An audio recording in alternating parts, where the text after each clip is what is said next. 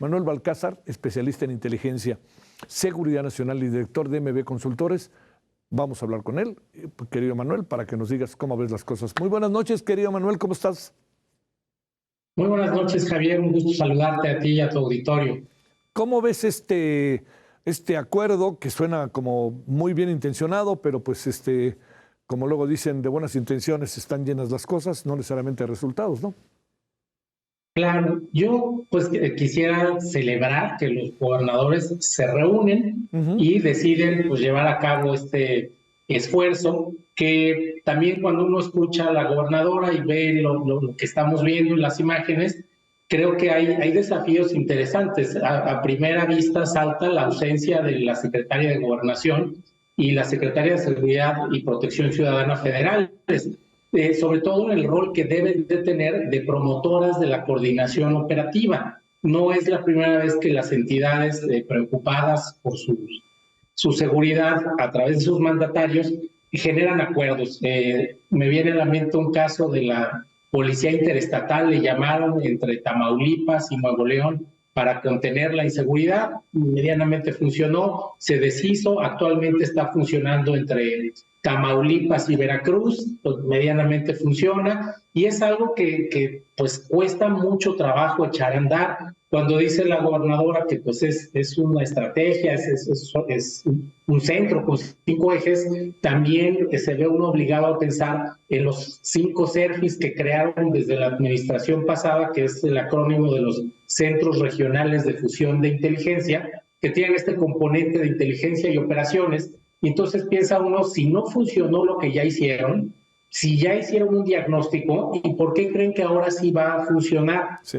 Me parece que lo que estamos viendo es, la foto es el discurso político y hay que pasar a la acción constante, y les faltó dentro de los componentes que señalaba la gobernadora, la participación de la sociedad civil. Es fundamental, no puede haber una estrategia de seguridad si no participan los ciudadanos. Y tampoco puede uno evitar pensar, cuando escucha la interacción de varios estados, en un modelo exitoso que ya ha sido probado, que es La Laguna, esta región del país formada por Coahuila y Durango, y 3 municipios en su núcleo duro, Lerdo, Gómez Palacio y Torreón, y otros 10 municipios más que conforman la zona de la comarca lagunera, y que fue muy difícil en su momento coordinar la voluntad de 2 gobernadores, de 3 alcaldes, más las agencias federales. Sin embargo, el rol de la sociedad civil con el Centro de Instituciones Cívicas de La Laguna ha tenido un papel preponderante en la promoción de la coordinación operativa, en el seguimiento de las acciones y en el apoyo a líneas muy específicas, como fueron y son el combate al secuestro, el fortalecimiento de capacidades, la definición de la Policía Metropolitana de La Laguna, y han habido muestras muy interesantes. Sin embargo, ahora pues parece, y hay algo muy relevante, no los vemos en los periódicos, no los vemos en los medios. Por ahí han habido ensayos muy interesantes y estudios académicos que sí hablan de lo que se hizo en La Laguna, pero no están en los reflectores políticos, y La Laguna tiene una complejidad interesante, que es la distribución de las zonas militares que convergen 2 en este punto, y para ello se creó el Mando Especial Laguna, a cargo de un general. Entonces, lo que vemos aquí en este anuncio que hace la gobernadora, si no va acompañada de una promoción de la coordinación operativa, de un seguimiento con la participación de la sociedad civil, pues muy difícilmente va a caminar. Y me parece que toman esta decisión pues en reconocimiento tácito de una situación muy complicada que se da en ambas, en las 3 entidades, en el Estado de México, las 4, perdón, en Morelos, en Guerrero y Michoacán. Los 4 tienen problemas muy agudos, y cuando te decía también que falta la federación, pues estos objetivos prioritarios que le llaman como el PES o el Mojarro o el Fresa, a quienes les han atribuido la generación de la violencia, pues la información la debe de tener el gobierno federal. Imagino yo, al menos la tenía hace algunos años, no me parecería que se desperdició. Y también me llama mucho la atención cuando escuchas a una gobernadora que su rol es ejecutivo, hablar de acciones operativas. Entonces también dices, oye, ¿hasta dónde están arrastrando a quien toma las decisiones para la coordinación de unos esfuerzos que son pues de tipo táctico, operativo y no ejecutivo? Y entonces ahí creo que podrían estar replicando un esquema muy similar al que ocurre en el gobierno federal, donde los más altos tomadores de decisiones se reúnen todos los días, pero no pueden resolver en el ámbito estratégico porque las acciones estratégicas toman mucho más tiempo.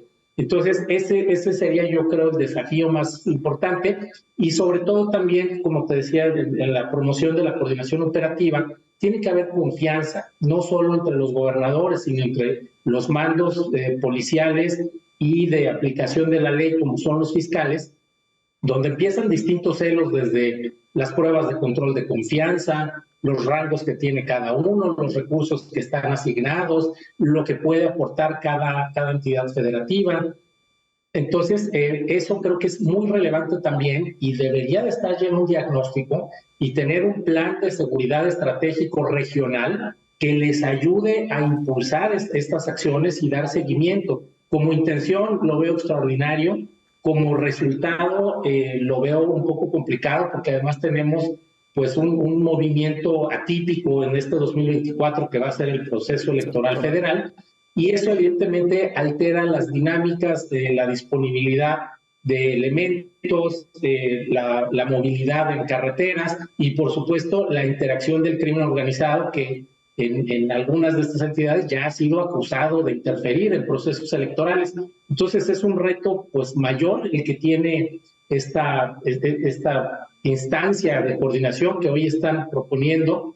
Y bueno, ojalá esta mesa estatal de construcción de la paz difiera de estas mesas diarias donde se reúnen los gobernadores o el presidente con sus secretarios, y aún así pues vemos que no hay algo estratégico, algo que vaya realmente desarticulando las redes de violencia y las disputas de grupos criminales, y que al final de cuentas afecta a la ciudadanía. Esa es como la lectura general. En la historia hay varios esfuerzos, así como fue en su momento las FRIM, Fuerzas de Reacción Inmediata Mixtas, que generó el entonces expresidente Peña Nieto. Se crearon también las UNITOS en su momento, Unidades de Inteligencia Táctica Operativa. Y bueno, ojalá la voluntad política alcance para que la dinámica operativa pueda coordinarse y empezar a dar resultados muy puntuales, pero va a venir un punto también de competencias y jerarquías donde los criminales buscarán aprovecharlo a su favor, de manera que si un presunto delincuente viola la ley, supongamos en el Estado de México, y se va hacia Guerrero o hacia Morelos y es detenido allá, vienen temas interesantes de competencia de quién va a tener que proceder legalmente, cuáles son los medios de prueba, y si la coordinación pues no es la mejor, creo que indudablemente ganarán los criminales estas acciones táctico-operativas inmediatas, y entonces va a ser necesario replantear la estrategia. Ojalá tenga esto ya un diagnóstico, pero bueno, cuando uno escucha a la gobernadora hablar de operaciones, cuando ella es la titular del Poder Ejecutivo, y ese es el rol que tendría de más estratégico y menos operativo, podría pensar que no está tan afinado y que es más bien una respuesta política que estará sometida a los cambios, al menos en Morelos, del nuevo gobernador o gobernadora que vaya a encabezar los destinos de esa entidad al menos, ¿no? Entonces es como el enfoque, y ojalá la federación se sume a este esfuerzo y coordine pues para aprovechar esta voluntad que están mostrando hoy los mandatarios. Oye, Manuel, a ver, ¿qué es lo que pasa? Digamos, entiendo las buenas intenciones que puede haber detrás de esto, pero el camino de las buenas intenciones, no sé qué dice un dicho por ahí, el camino de lo que fuera. Pero a ver, a lo que me quiero referir es, ¿qué pasa en cada uno de estos estados? O sea, tú ves lo que pasa en Morelia, por ejemplo. Estos días se ha dado un desatado allá en Morelia, gente que asesinan en plena luz del día.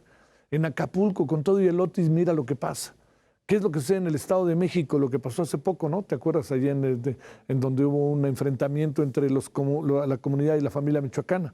¿Y qué pasa en Guerrero? ¿Qué pasa en qué otro estado? Bueno, en Michoacán, Guerrero, en Morelos, ¿no? que en donde el gobernador está ubicado que en el número 31 de popularidad a nivel nacional y somos 32 estados. Y por cierto, tomando en cuenta que los 4 gobiernos a los que estamos haciendo referencia son del mismo partido. Exactamente. A mí me parece que lo que ocurre en estas entidades que tienen como común denominador la parte de la tierra caliente y la influencia de una organización criminal como es la familia michoacana en su momento, y ha tenido distintas secesiones con sus consiguientes grupos, ¿no? Con los ardillos, los rojos, y cada uno de los líderes que se conforman, pues forma su grupo. Y entonces aquí hay una atomización importante. Recordemos que estas entidades fueron hace 15, 20 años caracterizadas por la influencia del cártel de Sinaloa. Cuando el cártel de Sinaloa empieza a fragmentarse, por un lado los Beltrán Leiva y por otro Guzmán Loera, ahí viene la primera secesión, después sale la Barbie, surge el famoso SIDA, el cártel independiente de Acapulco, y enseñan el caminito de que cada uno se puede fragmentar. La propia familia michoacana surge como un mecanismo de autodefensa a la intrusión de los Zetas en aquella entidad, después surgen los templarios. Entonces creo que son varias cosas. Una, la atomización de los grupos criminales a un nivel pues prácticamente barrial, ni siquiera municipal. Claro. Hay zonas donde cada quien decide hacer su grupo delictivo, su cártel, y han entendido que la violencia es uno de los métodos más rápidos para tratar de imponerse a sus rivales. Eso veo por un lado. Por el otro, veo una sociedad civil temerosa, como es natural, ante la falta de una respuesta contundente e integral de las autoridades, y unas autoridades que están más en el manejo político, mediático de la seguridad, pero no en la interacción técnica. ¿Qué quiere decir con esto? Pues que la inversión del tiempo que tienen los gobernadores, aunque sea 1 hora diaria, no está dando el resultado, porque básicamente es escuchar los partes de novedades. Son partes de novedades que tendrían que escuchar los mandos operativos, y los gobernadores y sus secretarios tendrían que estar diseñando y evaluando la estrategia de seguridad ciudadana, pública, o como le querramos llamar, que tienen connotaciones distintas, pero no están en esa parte. Yo creo que tampoco han entendido que no es un asunto de cantidad, sino de calidad, donde es muy importante entender pues, algo que se le conoce como guerra asimétrica o de cuarta generación, donde es muy complicado poder identificar a los criminales, y donde tenemos que, además de construir instituciones de seguridad sólidas, fortalecer y mantener la gobernabilidad. Hay muchos temas que se van desviando por el déficit de gobernabilidad que hay en estas entidades y en otras más del país. Sí. Y creo que ahí también está una clave importante. Cuando hablamos de seguridad, normalmente va acompañada de la gobernabilidad. Cuando los esquemas de gobernabilidad fallan, entonces surgen los problemas de seguridad, y podemos ver tomas de carreteras, marchas, protestas que tienen un origen de tipo social, político, no atendido, y escalan a un tema de seguridad. Y vemos, por ejemplo, que los fundadores de la familia michoacana pues eran del magisterio, por ejemplo, ¿no? Tenían una plaza, eran trabajadores formales que se fueron a la delincuencia porque no hubo los mecanismos institucionales para promover las carreras. Vemos también esta parte que muchos años destacó a Guerrero, que era el componente subversivo, hoy relativamente desplazado, que era un déficit de gobernabilidad muy importante, sí, porque no se está midiendo ese aspecto. Me parece que hoy los gobernadores están más preocupados, sobre todo los del partido en el poder, pues en agradar al gran elector, léase el presidente de la República, y en la popularidad. Y de inmediato vemos en ciertas controversias desplegados de los 25, 26, no sé cuántos gobernadores son, 3 de Morena, exacto, respaldando, pero en seguridad pues no hay gran cosa. Y el otro punto es que los presupuestos de seguridad pues no se están ejerciendo como se debería. ¿Qué quiere decir esto? Pues con toda la normativa que le imprime el Secretariado Ejecutivo del Sistema Nacional de Seguridad Pública, y se está confiando muchísimo en que la Guardia Nacional va a llegar a rescatar a los estados. Oye, y no es así. Oye, Manuel, para cerrar, déjame preguntarte, aunque ya lo has dicho, ¿no? O lo has insinuado, quizá para decirlo de manera, para ser más preciso y más justo con lo que has expresado. ¿Qué futuro le das a esto? Y seguramente lo dijeron hoy y se vuelven a reunir, pues ¿qué será? ¿No? Ya con Claudia Sheinbaum o con Xóchitl Gálvez o vete a saber. Exacto.